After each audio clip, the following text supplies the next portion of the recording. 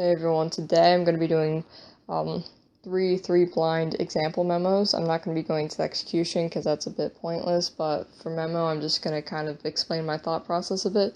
So yeah, let's get into it. Alright, so for three blind, I memorize corners first with an image and usually some visual, and then for edges it's audio and then some visual if necessary. Alright, so here we start. We have MI, so Mike with a square, so just think of a person unknown named Mike holding a square, and then PG, so then a page with a pail.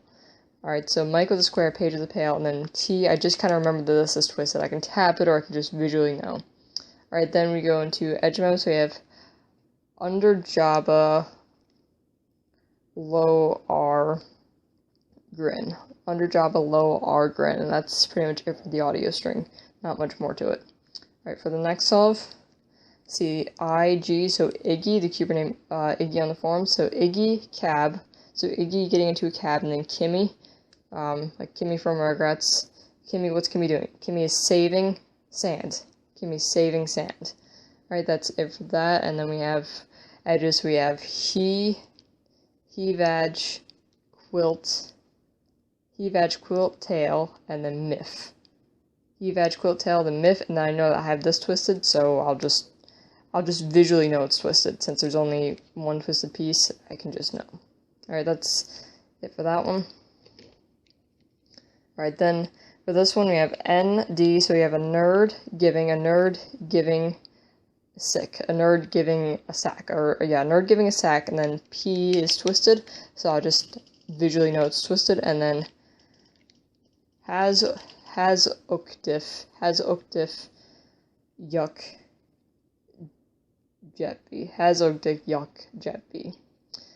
Alright, so that's pretty much it. My thought process is not very good, I guess, but it works for me. It allows me to memo in like 11 seconds. So now, since that's example memos, I'm just going to try to give some advice on how I go about memorizing and how I improved. Alright, so some tips I can give is to just, well, first is to learn arguably the best method, which is the images for corners and then audio for edges.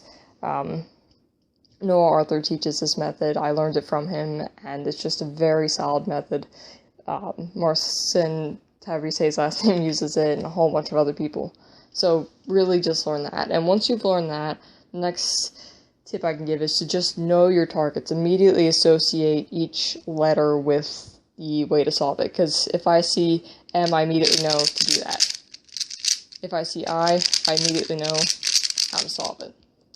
And then it's just a matter of doing that for every single target.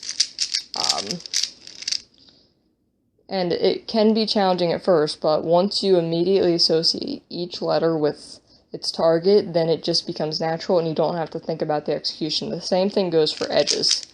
You just should know what goes with what.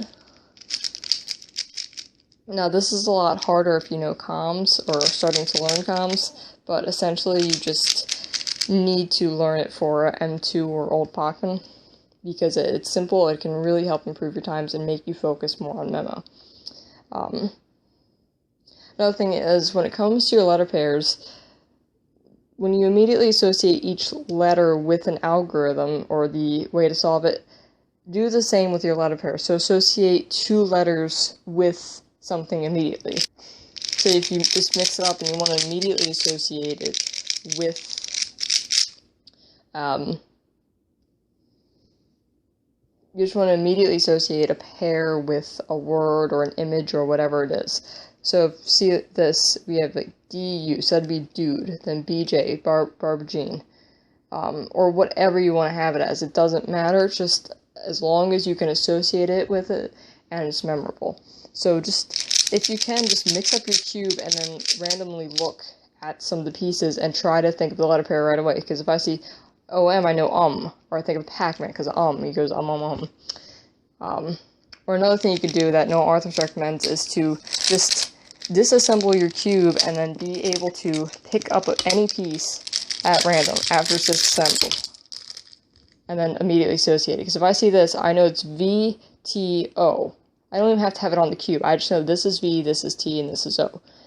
Another piece. this is L and this is F. You want to be able to do the same, because it helps you to think less about the basics and just focus on that memo. Another thing is, for when it comes to images, it can be tough to make them memorable. Even I still will struggle with it, but my advice is to organize it mentally in your head. So say, for example, let's just take a look at this. We have SJ, so we picture Sanjay. Right, what's Sanjay doing? Sanjay is holding something grotesque. So we want to have like the person or the thing as the main, and then you want to slowly make it smaller or in an order. So we have Sanjay grotesque and then IK. Wow, that's a bad one to think of an image for, but you can even picture something holding letters. I've done that before. I don't recommend it all the time, but you can. So Sanjay holding a grotesque IK, and what I like to do to organize it, especially in multi-blind, is to start on the left, so I look in my image on the left and know that when I see it on the left side, that's what goes first. So we can have Sanjay in his left hand holding a grotesque IK, and then for the end, we can have him holding a cup of tea or anything that starts with T, just as long as I know that it's just the letter. But the whole idea is to mentally organize it, to not get confused. So just to go over the basics again, immediately associate with each letter pair, or each letter with the way you solve it. Associate each letter pair with an image or an audio sound or whatever it is, and then just learn to mentally organize each thing. That's pretty much all the advice I can give. I hope this was even remotely helpful to someone. Alright, so thank you guys for watching, and I'll see you next time. Bye.